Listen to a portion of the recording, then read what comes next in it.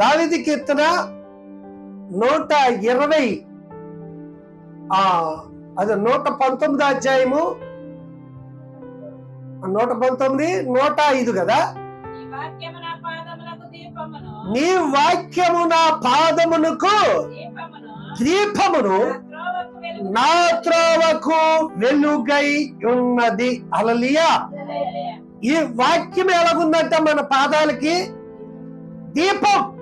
అంటే దీపం ఎక్కడుంది చెప్పండి? దీపం అంటే ఎక్కడుంది? వాక్యములోనే దీపం ఉంది, వాక్యములోనే దీపావళి ఉంది. దేవుని స్తోత్రం.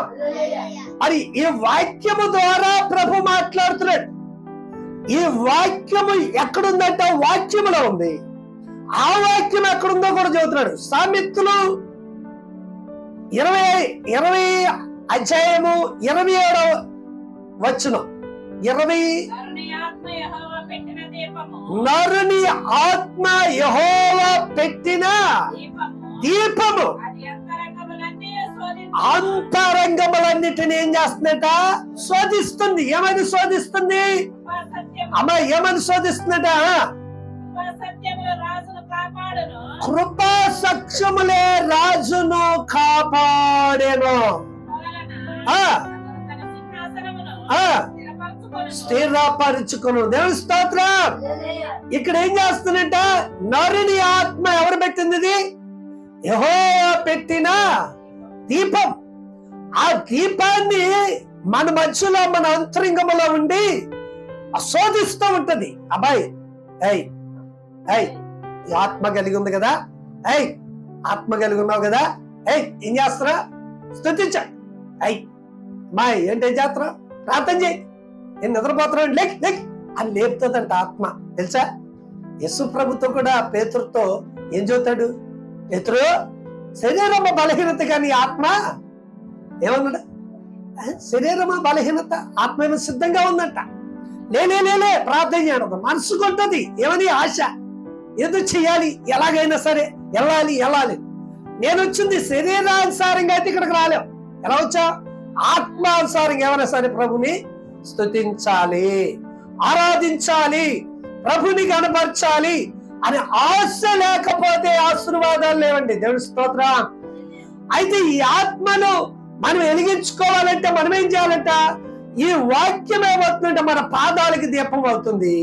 అంటే ఆ పాదములకు దీపం అవటం వల్ల ఏమైందంటే ఈ మనలో పెట్టినట్టు ఈ ఆత్మ దీపం వెలిగింపబడతాయి.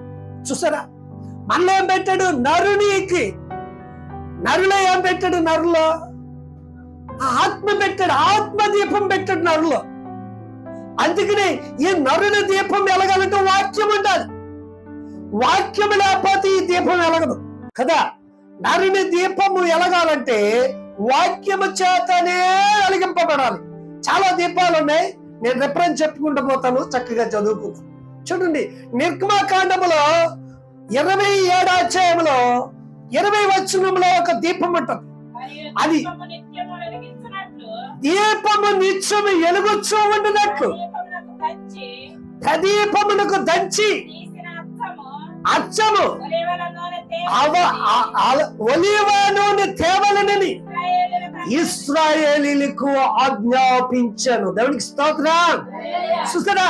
ప్రదీపం ఎలగాలంటే ఏ దీపం? అది ప్రదీపం. అనగా సమాజ మందిరముల దీపం ఎలగాలంటే అచ్చము దంచి తీయబడిన ఒలీవ నూనె వేయాలంటే ఏ నూనె వేయాలి? ఒలీవ నూనె అచ్చము కల్తీ లేని నూనె వేయాలి. అప్పుడే దీపం వెలిగిద్ది, లేకపోతే ఎలగదు. అలాగే వాక్యం వింటేనే నీ యొక్క ఆత్మ దీపం వెలిగిద్ది. మరి నరులలో పెట్టినట్టు నరుని ఆత్మ యెహోవా పెట్టిన దీపం ఎలగాలంటే ఈ వాక్యం వినాలి. ఈ వాక్యం విన్నప్పుడే మన త్రోవలకి ఏమవుతుందంటే వెలుగు వస్తూ ఉంటది.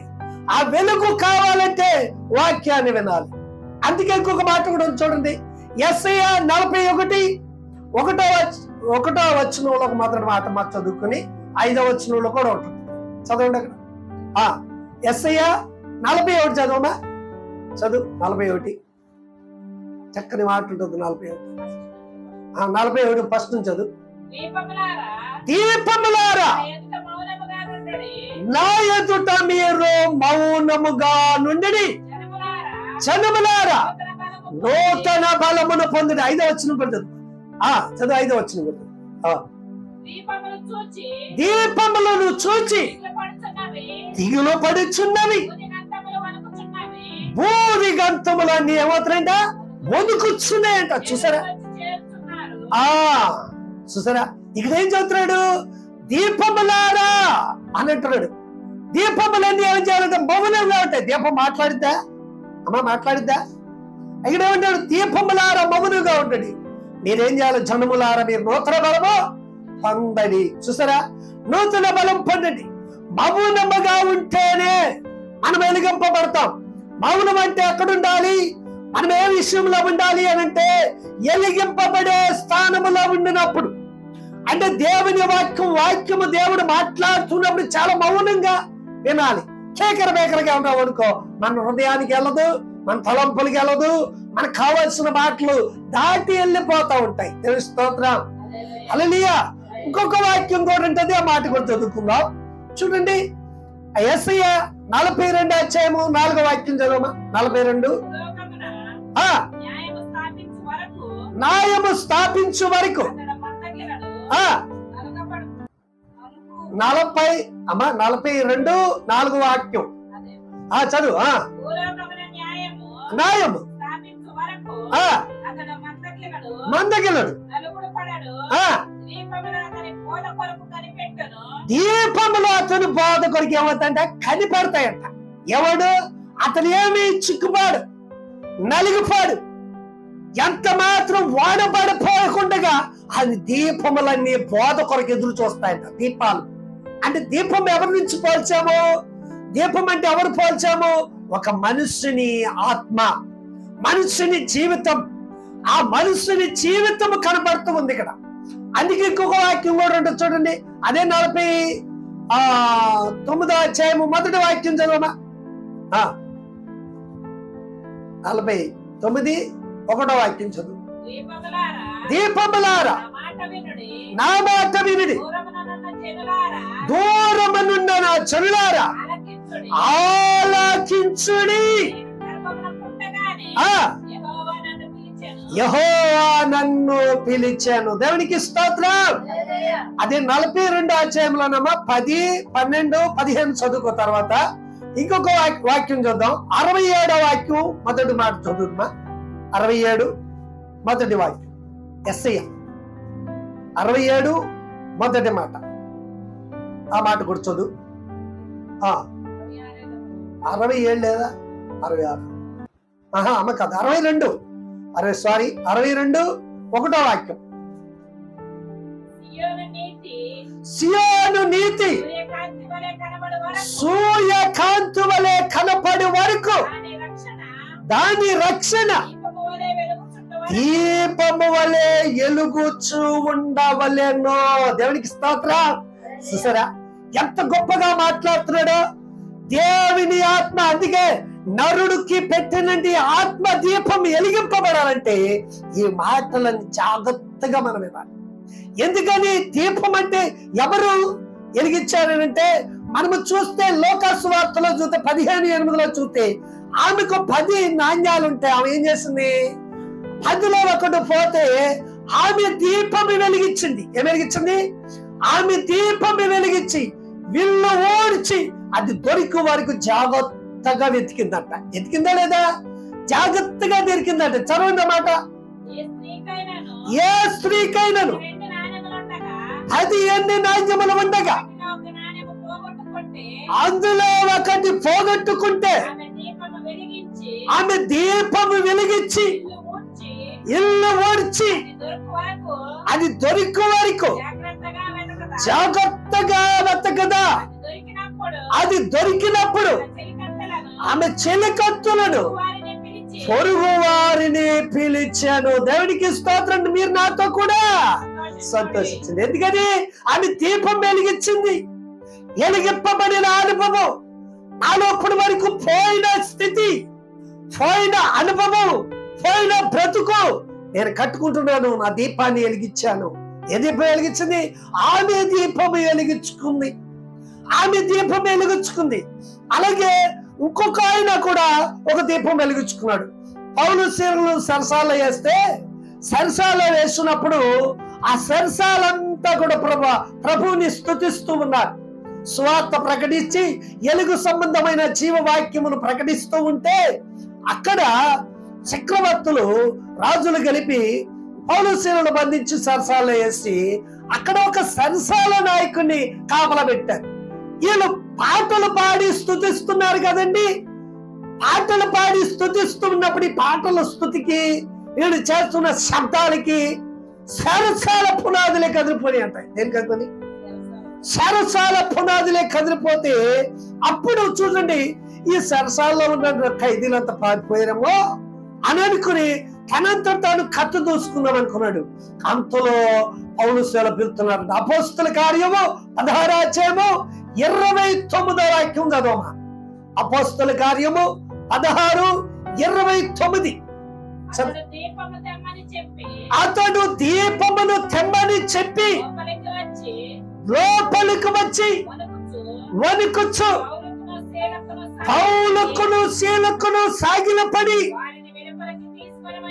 ఏలపలికి తీసుకుని వచ్చి, అయ్యలారా రక్షణ పొందుటకు నేనేమి చేయవలెనని వారిని వేడుకొనెను. దేవుడికి స్తోత్రం. హల్లెలూయా. చూడండి ఎవరు దీపం తెచ్చారు ఇక్కడ? సరసాల నాయకుడు దీపం వెలిగించుకుని తెచ్చారు కదా. అంతకు ముందు దీపం వెలిగింపబడలేదు. దీపం వెలిగింపబడడానికి గల కారణం ఏమిటంటే ఆయన దీపం ఎందుకని వెలిగించుకున్నాడు అనంటే పాటల ద్వారా హృదయం తెరవబడింది. ఇక అనుకున్నాడు ఈ పునాదులు కదిలిన వెంటనే సరసాల్లో ఉన్న ఖైదీలు పారిపోయారు, ఇక లేరు, వెళ్ళిపోయారు. ఇక నా జీవితం ఎందుకులా అనుకున్నాడు. అయ్యా నేను ఎక్కడికి వెళ్ళలేదు. దీపం దమ్మన్నప్పుడు సరసాల నాయకుడు దీపం తీసుకొచ్చి ఒక మాట అడుగుతున్నాడు. అయ్యలారా రక్షణ పొందుటకు నేనేమి చెయ్యవలేనని అడుగుతున్నాడు. చూసారండి ఆయన అడగాల్సిన పనేదా? అడుగుతున్నాడు. ఎందుకంటే మార్పునన్నాడు. ఎందువల్ల అంటే వారిని చూసి ఒక ఎలిగింపబడిన బ్రతుకును చూసినా, ఎలిగింపబడిన జీవితాన్ని చూసినా, ఒక విశ్వాసిని చూసినా, ఒక ఆత్మీయతుడును చూసినా, ఒక సంఘానికి వెళ్తున్న బిడ్డను చూసినా సమాజము మార్పు నొందాలి. అది విశ్వాసం అనుకున్న టాలెంట్. అంటే తనంతట తను ఎలిగింపబడాలి, ఇతరులను ఎలిగింపబడాలి. ఎలా ఉండాలంటే మన బ్రతుకు ఒక కొవ్వొత్తు వెలిగిస్తే ఎన్ని కొవ్వొత్తులు వెలిగించవచ్చు? ఎన్ని కొవ్వొత్తులు వెలిగించవచ్చు? లెక్కే లేదు. కనీసం ఒక కొవ్వొత్తుతో ఒక ఈ కొవ్వొత్తులైనా వెలిగించవచ్చు కదా. ఒక ఆత్మీయ దీపం వెలిగింపబడిందంటే నశించిపోయే జీవితాల్ని, పాపమనే చీకటిలో ఉన్న బ్రతుకులన్నీ కూడా వెలుగులోనికి నడిపించవచ్చు.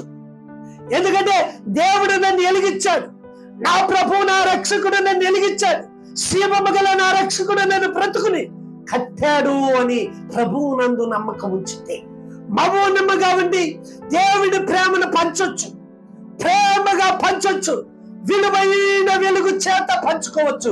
అలాగనే పౌలు శీలను పంచుతున్నారు.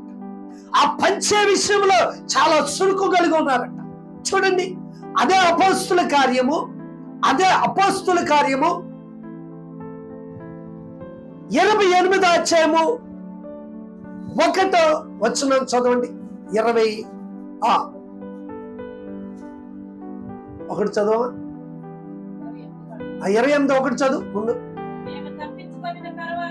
మేము తప్పించుకున్న తర్వాత ఆ దీపము వెళితే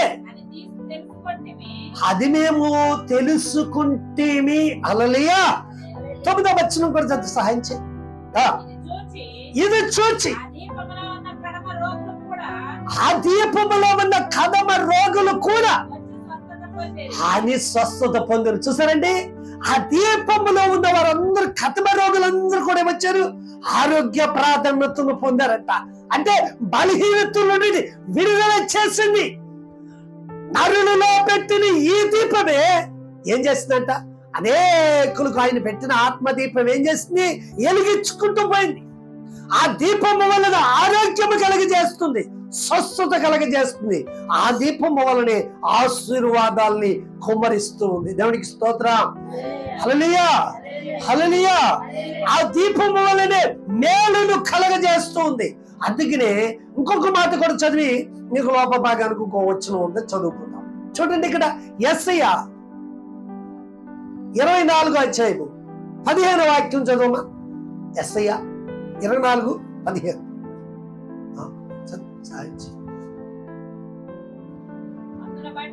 అందును బట్టి తూర్పు దిశన ఉన్న వారులారా యెహోవాను గణపరచుడి, సముద్ర దీపవాసులారా ఇశ్రాయేలు యెహోవాను, యెహోవా నామముని మనం ఏం చేయాలి? ఇప్పుడు గణపరచడి. గణపరచాలంటే మనం ఏం చేయాలి? ఎలిగింపబడాలి.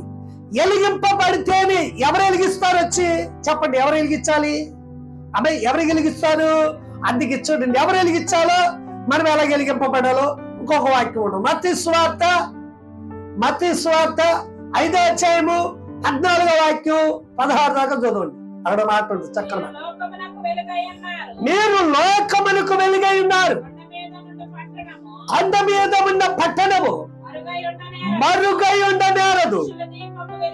మనుషులు దీపములు వెలిగించి కొంచెము కింద పెట్టరు గాని అని ఇంటనున్న వారందరికీ వెలిగించుటకై దీప స్తంభము మీదే పెడతారు. హల్లెలూయా, అడిగి చెప్పండి. హల్లెలూయా, హల్లెలూయా. మనుషులు దీపముని వెలిగించి ఎక్కడ పెడతారు? ఎక్కడ పెడతారంట? స్తంభం మీద పెట్టాలంటే వెలిగవుతానికి. అంతే కదా, చాలా వరకు కూడా కొండ మీద ఉన్న పట్టణం ఎలా మరుగుపరచబడదో వెలిగించిన దీపాన్ని మరుగు చేస్తారు. కొంచెం కిందంటే రహస్యముగా ఉంటారు.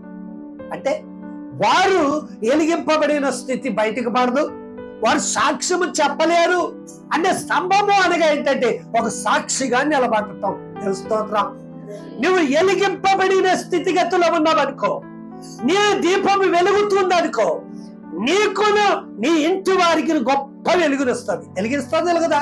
కొంచెం కింద పెట్టడం అంటే ఏంటి? కొంచెం కింద, మంచం కింద షార్ట్గా పెట్టామనుకో, అదేముంది? వెలిగింపబడినట్టు షార్ట్గా ఉంటారా? దేవుని ప్రేమ, దేవుని రక్షణ, దేవుని స్వస్థత, దేవుని మేలు పొందుకున్న మనము రహస్యంగా ఉంటామా?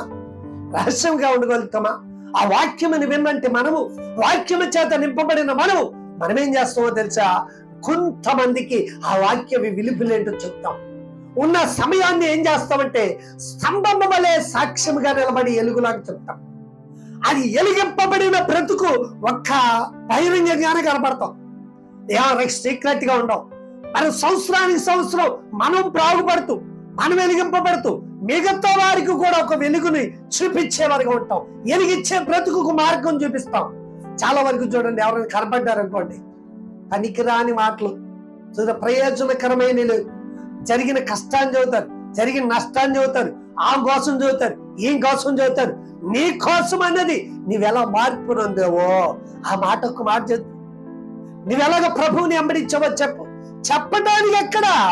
నువ్వు అంతా కొంచెం గట్టినట్టినంటి దీపం వల్లే ఉంటే ఎలుగు ఎక్కడతావు? ఆ ఎలుగు నీకే కనపట్లే. అందుకదా ఆ వాక్యము నీకు దీపం అయి ఉంటే నువ్వు నడిచే ప్రతి త్రోవకు వెలుగై ఉంటుంది. దేవునికి స్తోత్రం. హల్లెలూయా.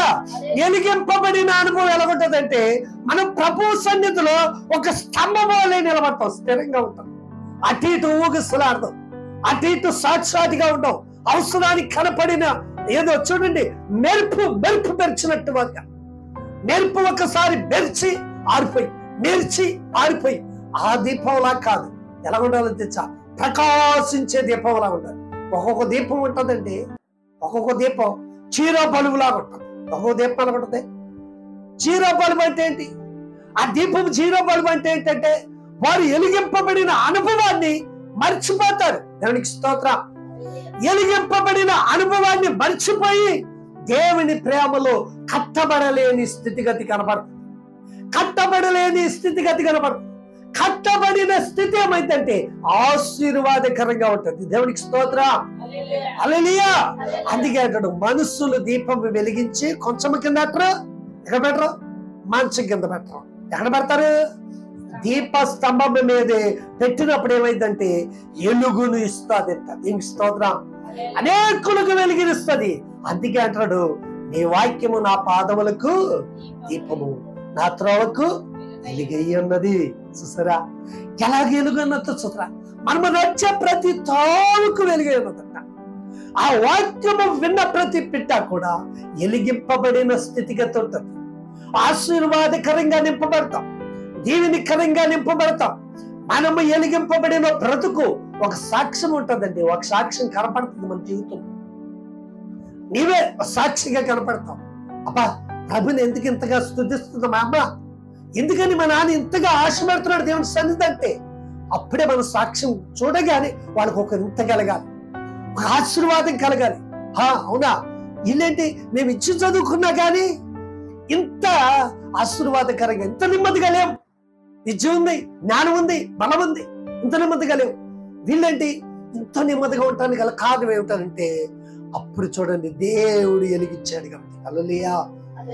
మరి దేవుని యొక్క వాక్యమును, ప్రభు యొక్క వాక్యమునకు లోబడి ఆ వాక్యానుసారంగా నడుస్తున్నారు. అంతే కదా, పౌలుశీలలు కూడా చక్కగా వారి వెలిగింపబడిన అనుభవాన్ని మార్గంలోనికి వెళ్తూ ఉన్నప్పుడు, ఆ మార్గాన్ని బోధిస్తూ ఉన్నప్పుడు వారు ఏమన్నా సరసాల నాయకుని మార్పు ఉందని చెప్పారమ్మా? ఏం చెప్పలే, వాళ్ళు ఏమి చెప్పలే.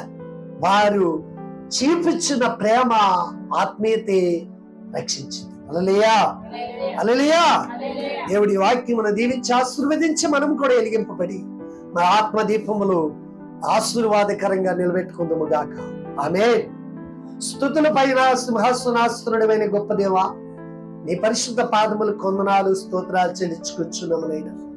మీ కృపను బట్టి, మీ దయను బట్టి, మీ ఆదరణ బట్టి ఇప్పుడు వరకు అయాదివనైనా తండ్రి, పరిశుద్ధ గ్రంథములో అనేకమైన దీపాల గురించి మాతో మాట్లాడారు. ఏ దీపముగా నేనున్నాను ప్రభు? మౌనంగా ఉండి నా దీపముగా ఉన్నానా? ఎలిగింపబడిన దీపముగా ఉన్నానా? సముద్ర తీరములో ఉన్న దీపములే ఉన్నానా? అయ్యా, ఎలాంటి దీపము నాలో ఉన్నది ప్రభు? అయ్యా, నడి ఆత్మ యెహోవా పెట్టిన దీపమునైనా ఆ దీపం వెలిగింపబడాలంటే నీ వాక్యం అనే నూనె కావాలి. ఇశ్రాయేలులు సమాజ మందిరములో దీపం ఎలగాలంటే అచ్చము దంచి తీయబడిన ఒలీవ నూనె వేసి ఆ ప్రదీపం వెలిగింపబడిందినైనా. మా దీపాలు ఎలగాలంటే నీ వాక్యమే వినాలి. నీ వాక్యమే మా హృదయాన్ని వెలిగిస్తుంది, మమ్మల్ని సంతోషపరుస్తుంది, మమ్మల్ని నింపుతుంది. ప్రతి విధమైన ఇరుకు ఇబ్బందుల నుండి యేసు నామములో విడుదల చేయగలుగుతారు. అట్టి కృపను, అట్టి కనికరాన్ని నాకు, మాకు, మా అందరికి మీరు దయచేసి సహాయం చేయండి. యేసు పరిశుద్ధ నామమున ప్రార్థిస్తున్నాము మా పరమ తండ్రి. పరలోకమందున్న మా తండ్రి, నీ నామం పరిశుద్ధపడును గాక, నీ రాజ్యం వచ్చును గాక, నీ చిత్తము పరలోకమందు నెరవేరినట్టు భూమి యందు నెరవేరును గాక. ఉదాహరణకు దయచేయం. మరలా ప్రార్థన చేస్తున్నా క్షమించిన ప్రకారం మా ప్రార్థన క్షమించు. మన శోధనలను తేకాకిని తప్పించు. రాజ్యము, శక్తి, మహిమ నిరంతరము నీవైనావు తండ్రి. ఆమేన్.